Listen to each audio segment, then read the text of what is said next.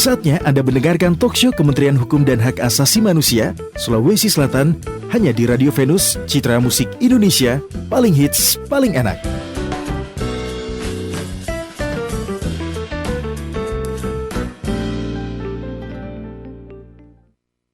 FM Venus Citra Musik Indonesia, paling hits, paling enak. Sesuai janji kita tadi, pecinta Venus, di Masuk Pagi ini kita akan membahas tentang politik yang memang kayaknya akhir-akhir ini lagi ramai dibahas di sosial media dan juga sebagai tambahan wawasan ya untuk kita masyarakat biar lebih melek dengan politik, khususnya di tahun-tahun politik yang akan menjelang di 2024. Tapi ini aura-auranya udah mulai kerasa nih di 2023. Nah, sudah hadir di studio narasumber hebat kita, ada Bapak Faisal Amir selaku Ketua KPU Provinsi Sulawesi Selatan. Selamat pagi Pak Faisal. Selamat pagi, Assalamualaikum warahmatullahi wabarakatuh. Waalaikumsalam warahmatullahi wabarakatuh. Sehat Pak ya? Sehat alhamdulillah. Wah, ini mulai sibuk kayaknya nih 2023 ini. Bukan mulai sibuk, sudah sibuk dari tahun lalu. Oh, tambah sibuk ya. Di sampingnya juga sudah hadir Ibu Haja Andi Besekwana, SHMH selaku Kepala Bidang Politik Dalam Negeri dari Kesbangpol. Selamat pagi, assalamualaikum Bu. Selamat pagi, assalamualaikum. Waalaikumsalam warahmatullahi wabarakatuh ya. Nah, terkait juga tentang materi yang akan dibahas untuk kali ini, kita ke Pak Faisal dulu nih. Yes. Untuk masyarakat pencinta Venus khususnya ya yang masih awam juga soal politik dan partai politik. Boleh kita mengenal dulu nih Pak Faisal, untuk pencinta Venus sebenarnya untuk menjadi partai politik ya itu harus memenuhi syarat apa saja sih Pak? Jadi begini. Bedakan partai politik dengan partai politik peserta pemilu. Oh, ada perbedaan partai politik dengan partai peserta pemilu. Jadi untuk menjadi partai politik itu kewenangan Kementerian Hukum dan HAM untuk menetapkan satu organisasi itu menjadi partai politik dengan syarat-syarat tertentu. Setelah dia menjadi partai politik, untuk menjadi peserta pemilu, partai politik peserta pemilu, itu dia harus mendaftar di KPU, menjadi kewenangan KPU untuk menetapkan partai politik peserta pemilu. Jadi, tidak semua partai politik adalah peserta pemilu. Oh, okay. Iya, tetapi peserta pemilu sudah pasti? Tidak, karena peserta pemilu ada 3 juga. Oh, ada partai politik. Jadi semua partai politik yang terdaftar sebagai peserta pemilu di KPU itu sumbernya dari partai politik yang disahkan oleh Kementerian Hukum dan HAM. Yang kedua, peserta pemilu berikutnya adalah calon DPD. Dewan Perwakilan Daerah Senator. Yang ketiga, calon presiden dan wakil presiden itu adalah peserta pemilu juga. Jadi betul. Peserta pemilu dalam pemilu itu ada 3, partai politik, calon DPD, presiden dan wakil presiden. Bagaimana dengan keberadaan caleg? Caleg itu dalam undang-undang bukan peserta pemilu, dia hanya bagian dari peserta pemilu, yaitu partai politik. Makanya dalam penetapan partai politik itu ada tahapan khusus. Ada juga setelah partai politik ditetapkan, baru kemudian partai politik tersebut bisa mengajukan caleg pada masa pencalonan. Kalau beda dengan DPD, kalau calon DPD itu dia mengajukan syarat dukungan ke KPU. Sekarang ini lagi proses verifikasi untuk calon DPD untuk maju pada penetapan untuk maju menjadi calon DPD. Calon DPD itu mengumpulkan atau menyampaikan dulu syarat dukungan ke KPU. Setelah bersyarat dukungannya ke KPU, kalau di Sulsel minimal 3.000 yang tersebar di minimal 12 kabupaten kota. Kalau sudah dipenuhi syarat itu, maka dia sudah punya tiket untuk mendaftar jadi peserta pemilu nanti pada bulan Mei. Kemudian untuk pemilu presiden dan wakil presiden itu pendaftarannya tersendiri di KPU RI. Untuk partai politik itu pendaftaran, verifikasi dan penetapan sudah selesai. Alhamdulillah pendaftarannya dimulai pada 14 Agustus 2022 lalu dan penetapannya sudah dilaksanakan pada 14 Desember 2022 yang lalu. Dari hasil penetapan partai politik untuk pemilu 2024 itu ada 18 partai politik untuk partai politik tingkat nasional dan ada 6 partai politik lokal Aceh. Saya bicara partai politik nasional saja karena kita di sini semua nasional. Untuk partai politik nasional ini dari 18 ada 9 partai politik yang ada kursinya di parlemen atau memenuhi parlemen threshold pada pemilu yang lalu, atau partai Senayan biasa kita istilahkan. 9 partai politik. Kemudian ada 9 partai politik yang kemudian baru. Jadi kemarin dalam verifikasi partai politik itu ada 9 partai politik, yaitu partai politik yang ada kursinya di Senayan atau biasa kita silakan Partai Senayan, itu hanya mengikuti verifikasi administrasi. Sementara 9 partai politik lainnya itu mengikuti verifikasi administrasi dan verifikasi faktual yang kemudian ditetapkan bersamaan pada tanggal 14 Desember 2024 yang lalu. Untuk 9 partai politik yang non Senayan ini terbagi 2 juga.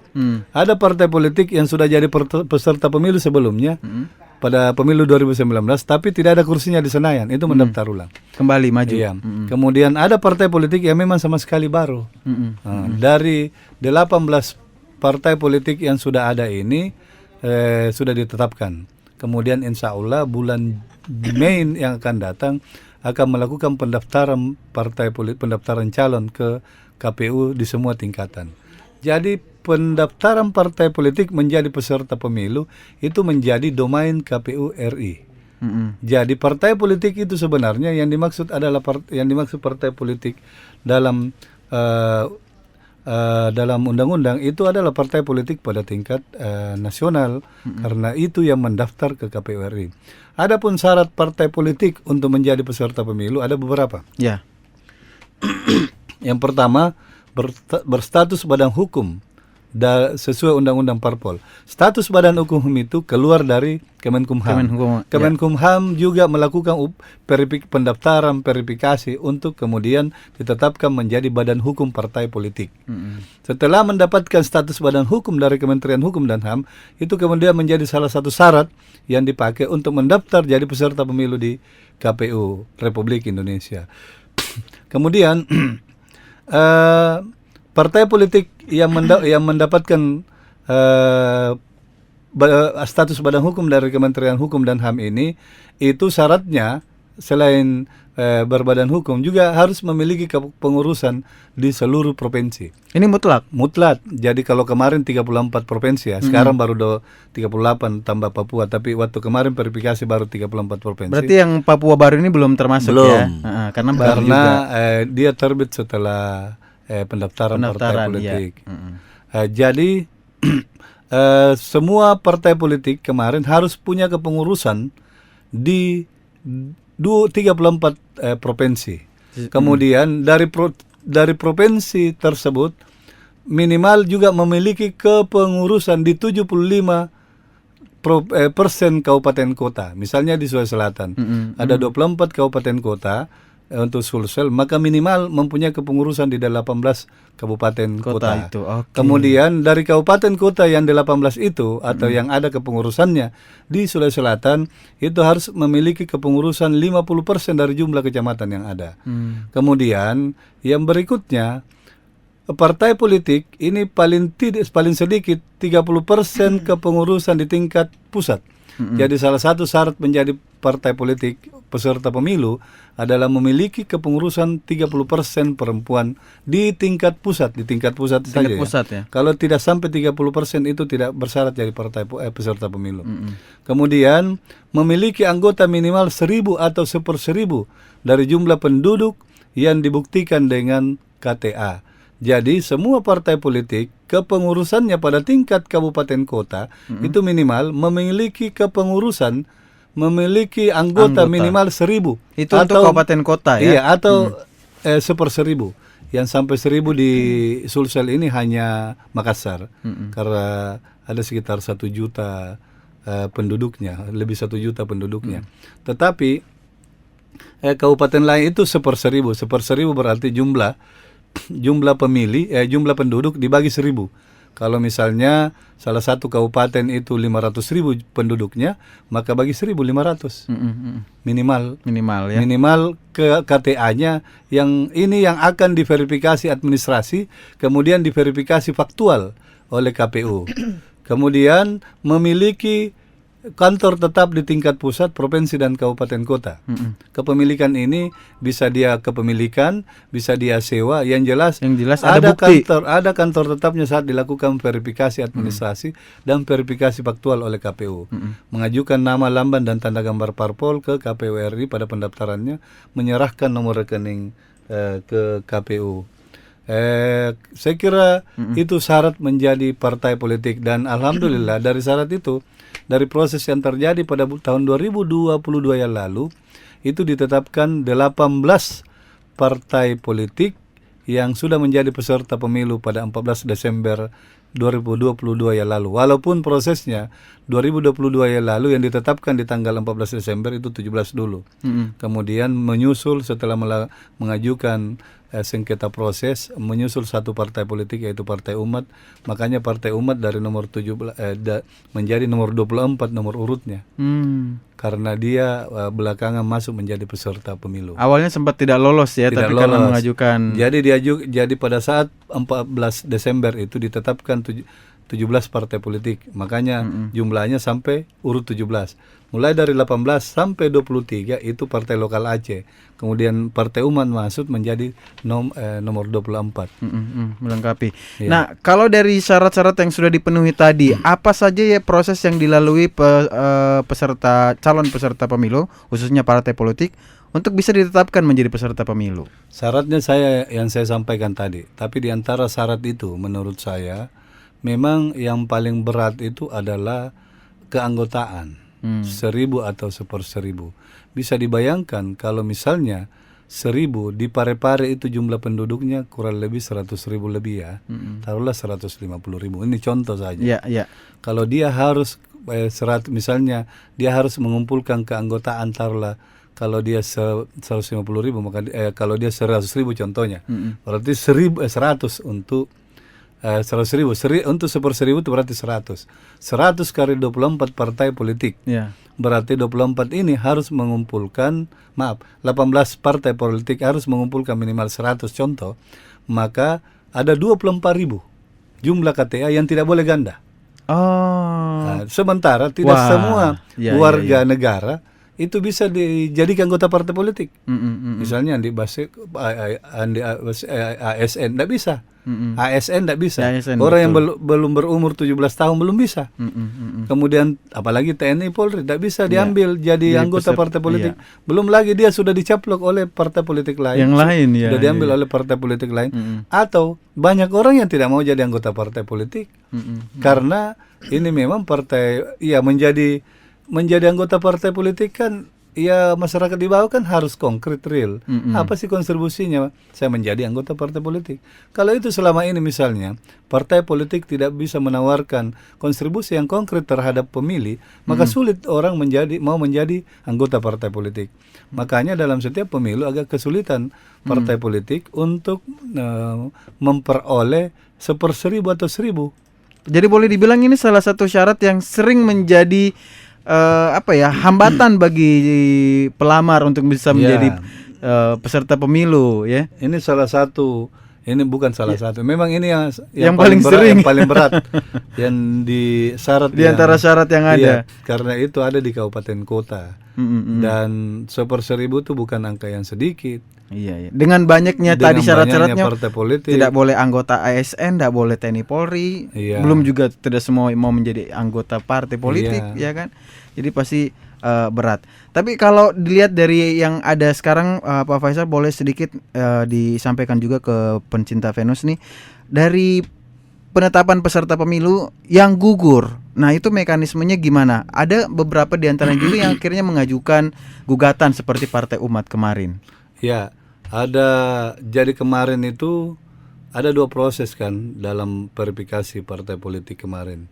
1 proses administrasi, verifikasi administrasi, 2 verifikasi faktual. Dari verifikasi administrasi ada juga yang gugur, diantaranya itu Partai Prima. Kemudian kalau tidak salah 3 atau 4 partai yang gugur di verifikasi administrasi. Kemudian untuk verifikasi faktual ada 1 yang gugur, yaitu Partai Umat. Tapi kemudian ada mekanisme hukum yang ditetapkan dalam proses penyelenggaraan pemilu. Kalau dalam proses pelaksanaan tahapan kemudian KPU mengeluarkan keputusan yang merugikan peserta pemilu, maka dia berhak untuk melakukan sengketa proses melalui Bawaslu. Itulah kemudian yang dilakukan oleh beberapa partai politik, diantaranya Partai Umat. Kemudian melakukan sengketa, kemudian dia bisa dimenangkan. Ya. Kemudian ya itu adalah jalan-jalan. Jadi pemilu itu bolehlah dibilang lex spesialis memang, karena dia diatur khusus dalam peraturan perundang-undangan atau undang-undang khusus. Termasuk proses peradilannya juga itu punya mekanisme khusus. Proses sengketanya juga punya mekanisme khusus. Misalnya ketika ada keputusan KPU yang dianggap merugikan peserta pemilu, baik dia digugurkan ataupun dibatalkan, itu digugurkan, dia bisa mengajukan sengketa proses melalui Bawaslu. Jadi itu karena proses pemilu ini itu punya tahapan. Karena dia punya tahapan, maka dia ada waktu. Dia tidak boleh diproses terlalu lama.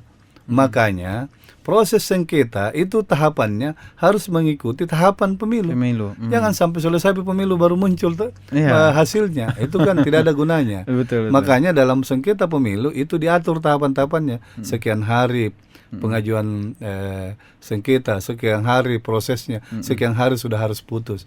Itu untuk memastikan bahwa tetap berjalan ada dalam pemilu sesuai dengan tahapan yang ada. Oke. Ini menarik sekali ya, dan khususnya juga untuk pencinta Venus yang punya pertanyaan seputar partai politik dan peserta pemilu, boleh bergabung di SMS WhatsApp 0811460976 bersama Bapak Faisal selaku Ketua KPU Provinsi Sulawesi Selatan, dan masih ada Ibu Haja Andi Besekwana SHMH juga dari Kesbangpol. Ibu, nanti kita akan ngobrol-ngobrol nih terkait peran parpol yang dilaksanakan Kanwil Kementerian Hukum dan HAM Provinsi Sulawesi Selatan, peran Badan Kesbangpol terkait keberadaan parpol.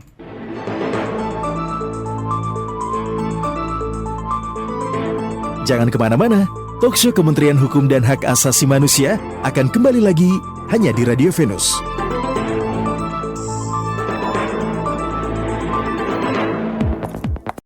97,6 FM Venus Citra Musik Indonesia, paling hits paling enak, masih di talk show bersama Kantor Kementerian Hukum dan HAM Wilayah Sulawesi Selatan bersama Bapak Faisal Amir selaku Ketua KPU Provinsi Sulawesi Selatan, dan ada Ibu Haja Andi Besekwana SHMH selaku Kepala Bidang Politik Dalam Negeri pada Kesbangpol ya. Nah, kita ke Ibu Andi Besek nih, Bu. Ini tadi sudah berkenalan dengan partai politik dan peserta pemilu yang juga kita sudah kenal bersama-sama.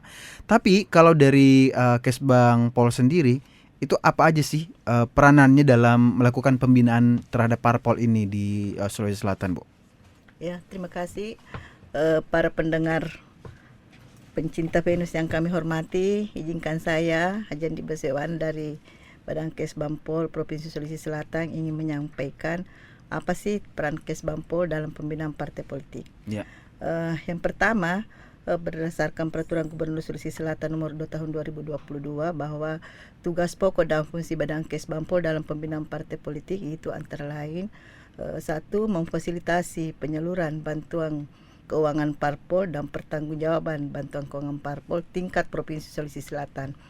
Yang kedua, melaksanakan pembinaan terhadap partai politik yang ada di Sulawesi Selatan dan monitoring serta evaluasi pelaksanaan kegiatan partai politik yang mendapatkan bantuan yang bersumber dari APBD Provinsi Sulawesi Selatan.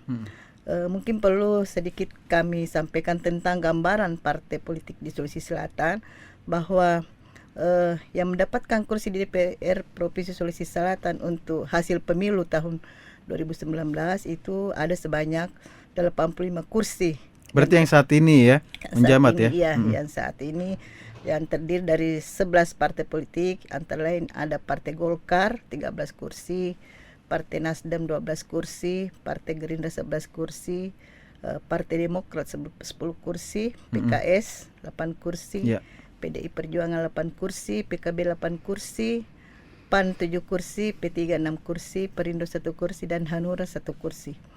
Adapun jumlah bantuan keuangan yang diberikan kepada partai politik itu melalui APBD Provinsi Sulawesi Selatan itu sebesar 5 miliar 189 juta lebih. Itu bagi parpol yang memperoleh kursi di DPR Provinsi Sulawesi Selatan. Oke. Untuk dasar pelaksanaan bantuan keuangan parpol sendiri Bu apa? Adapun dasar pelaksanaan bantuan parpol yaitu satu, itu Undang-Undang Nomor 2 Tahun 2011 tentang partai politik, di mana dalam pasal 34 menyebutkan bahwa keuangan partai politik bersumber dari satu, iuran anggota parpol, iuran anggota, yang kedua sumbangan yang sah menurut hukum, dan yang ketiga adalah bantuan keuangan dari APBD untuk pusat APBN, untuk tingkat provinsi APBD provinsi, dan untuk kabupaten kota APBD kabupaten kota.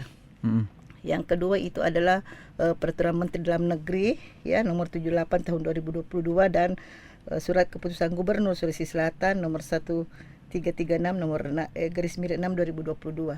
Jadi bantuan keuangan parpol yang ada di Sulawesi Selatan itu setiap tahun kita SK-kan kembali ya, setiap tahun. Jadi akhir tahun itu kita ajukan untuk perpanjangan dengan jumlah yang sama. Adapun besaran itu bantuan parpol berdasarkan aturan bahwa untuk parpol yang memperoleh kursi di DPR pusat itu adalah 1.000 per suara sah, untuk tingkat provinsi itu adalah 1.200 per suara sah, dan untuk tingkat kabupaten kota itu adalah 1.500 per suara sah. Jadi itu yang tadi kami sebutkan bahwa untuk Sulawesi Selatan itu kurang lebih 5 miliar 189 juta untuk tahun anggaran mulai dari 2019 sampai sekarang. Sampai sekarang. Iya. Itu sampai tahun 2023, 24. Iya, tapi ada pasal yang menyebutkan bahwa itu dapat saja dinaikkan sesuai dengan kemampuan dan keuangan daerah. Jadi bisa saja berubah bisa, ya. Oke. Untuk penyaluran bantuan keuangan parpol sendiri prosesnya seperti apa, Bu? Iya. Untuk penyaluran bantuan keuangan parpol itu ada mekanisme yang kita harus lalui. Pertama memang ada tim verifikasi ya yang dibentuk oleh provinsi, itu terdiri dari Kementerian Hukum HAM sendiri, ada dari Biro Hukum, ada dari Inspektorat, ada di BKL, dan dari Badankes Bampol sendiri. Itu proses penyalurannya itu jadi dia itu akhir 1 bulan setelah berakhir tahun anggaran itu setiap parpol menyampaikan laporan pertanggungjawaban keuangannya kepada BPK ya. Jadi yang memeriksa itu pertanggungjawaban parpol adalah BPK yang langsung, dan tembusan kepada gubernur atau bupati. Itu setelah itu masuk 2-3 bulan setelah berakhir tahun anggaran, BPK turut melakukan pemeriksaan terhadap bantuan parpol yang sudah diberikan. Jadi sekarang kami sudah bulan 2, bulan 3, kami menunggu nanti itu hasilnya. Itulah yang dijadikan dasar untuk penyaluran dana parpol tahun berikutnya ya. Jadi nanti setelah ada laporan dari BPK bahwa ini parpol ini sudah sesuai dengan aturan, itu kita akan salurkan. Untuk Sulawesi Selatan itu penyalurannya itu setiap triwulan ketiga. Triwulan ketiga. Itu untuk yang menjadi peserta pemilu. Nah, bagaimana dengan partai politik yang tidak mendapatkan kursi di DPRD? Iya.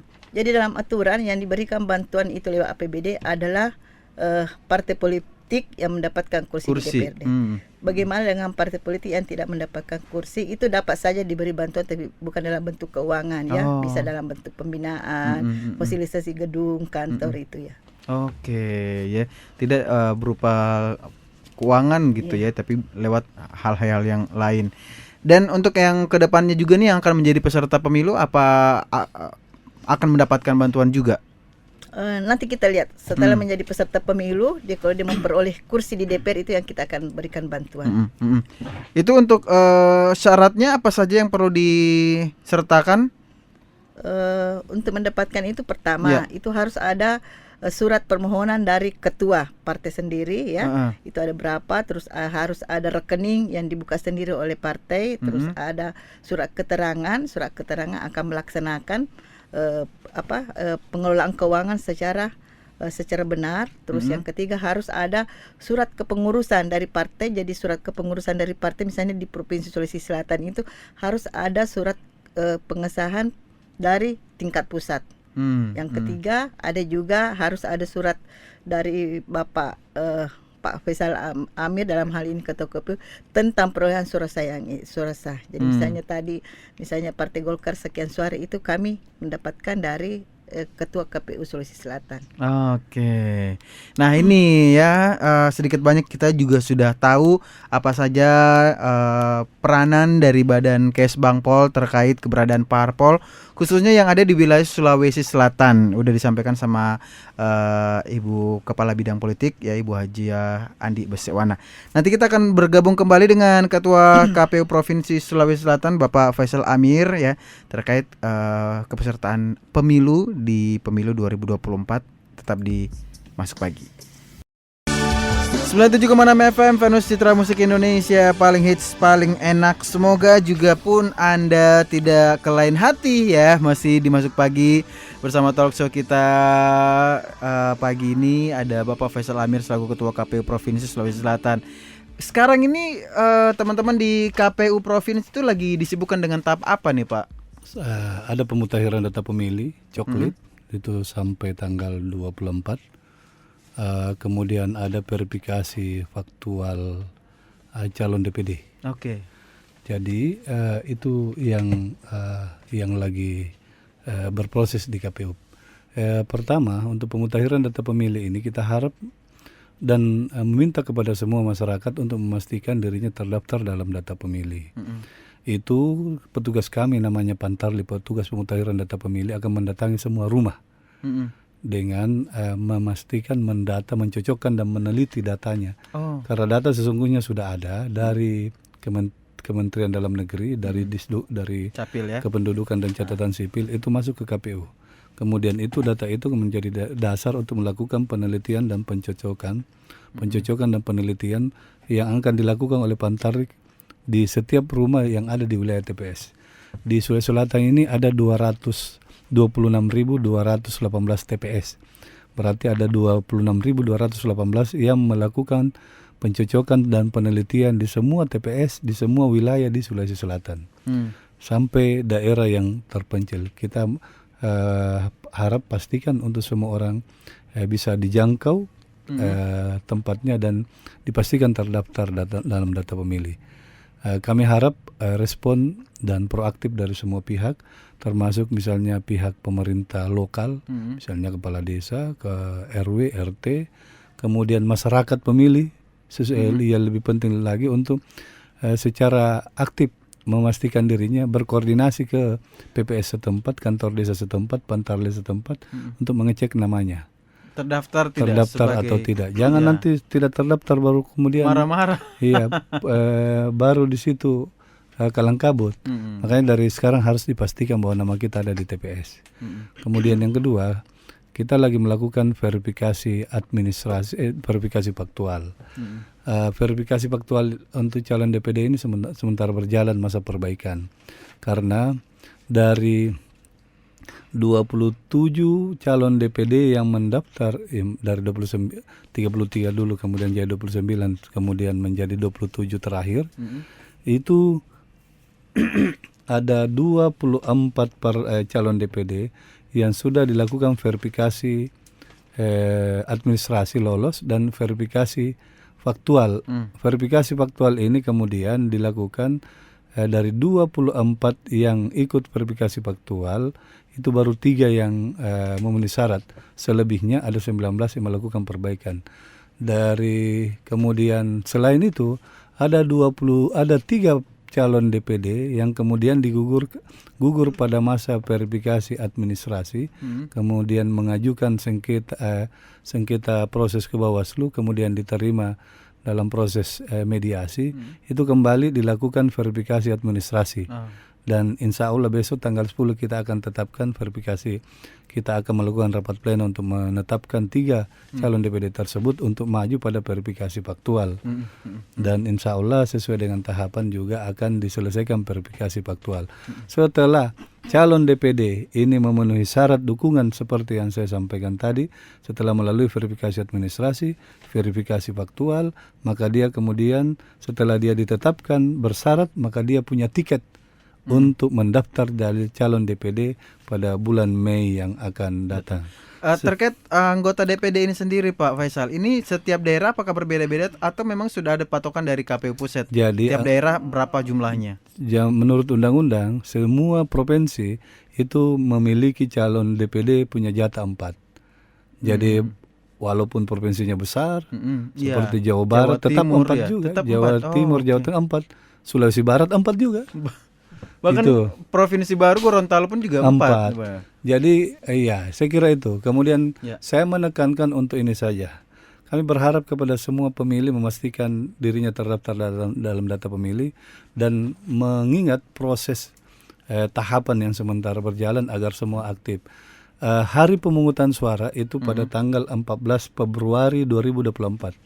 14 Februari 2024. Oke, ini harus ditandain di kalender dari sekarang. Ini hari Valentine. Kalau betul, bertepatan. kami menyebutnya sebagai hari kasih suara. Kasih suara. Oh iya. Silakan Ibu Bapak sekalian pastikan 14 Februari nanti akan datang ke TPS untuk memilih dan memastikan terdaftar di data pemilih mulai sekarang. Selain itu kita akan masuk pada masa kampanye dan dalam pendaftaran dulu. Setelah ditetapkan caleg kemudian masuk pada masa kampanye. Masa kampanye itu rencana?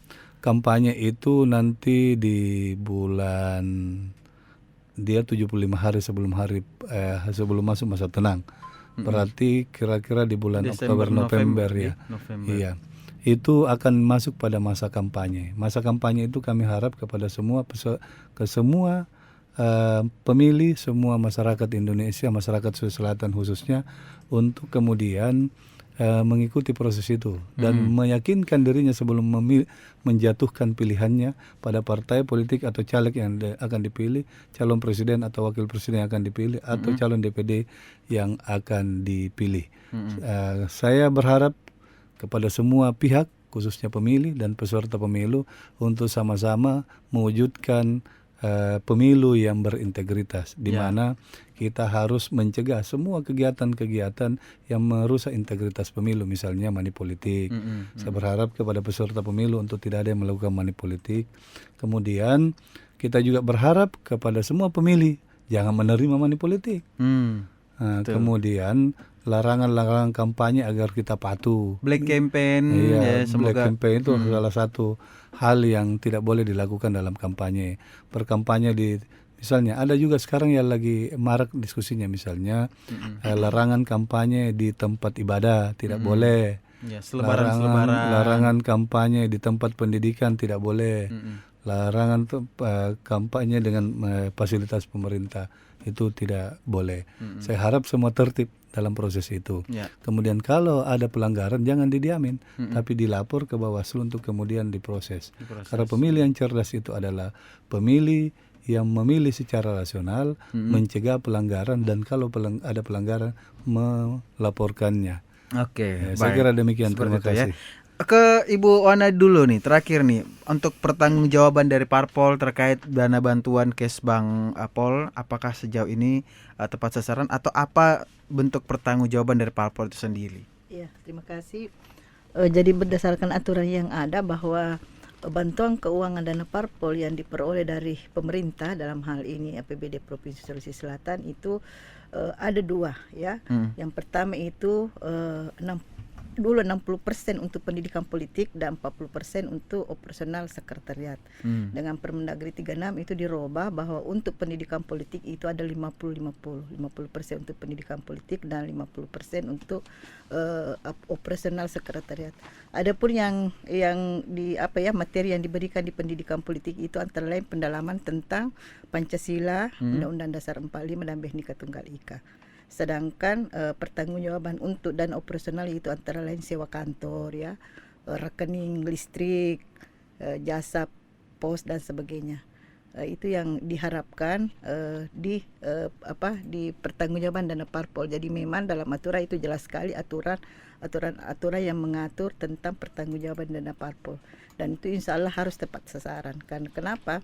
Kalau tidak tepat sasaran itu bisa saja anggaran berikutnya tidak bisa kami cairkan. Dan itu pemeriksaannya dilakukan oleh BPK ya. BPK jadi sekarang sudah bulan 3 insya Allah BPK akan melakukan pemeriksaan dan verifikasi terkait dengan pertanggungjawaban dana parpol, dan hasilnya nanti itu akan disampaikan oleh parpol itu sendiri dan ke gubernur ya. Jadi itu yang kami jadikan dasar pertanggungjawaban dari BPK itu untuk pencairan dana berikutnya. Jadi dalam hal ini tahun anggaran 2023. Oke. Terakhir Bu Wana, apa pesan yang mau disampaikan untuk pencinta Venus nih terkait kepesertaan pemilu dan partai politik? Ya, kepada teman-teman ya, saudara-saudara pendengar pencinta Venus, ya kiranya semoga sosialisasi tentang pertanggungjawaban dana parpol itu bisa ada penambahan wawasan, dan kepada teman-teman pengurus partai politik kiranya dapat menyampaikan tepat waktu pertanggungjawaban dana parpol. Jadi kami harapkan supaya dana parpol untuk tahun berikutnya, tahun 2023 itu dapat disalurkan tepat waktu dan sesuai dengan aturan yang berlaku. Ya, kita harap seperti itu ya. Terima kasih Ibu Wana selaku perwakilan dari Kesbangpol, Kepala Bidang Politik Dalam Negeri, dan ada Pak Faisal Amir juga, Ketua KPU Provinsi Sulawesi Selatan. Selamat, dan untuk pencinta Venus yang lain juga, terima kasih sudah mendengarkan talk show kita. Kayaknya nanti untuk selanjutnya boleh nih kita akan berbicara lebih banyak lagi soal pemilu Pak ya. Mendekati nantinya bersama KPU ya, Provinsi, karena pasti akan banyak hal yang akan dibicarakan ya. Terima kasih Pak Faisal, terima kasih Bu Wana, dan terima kasih pencinta Venus, tetap di Masuk Pagi.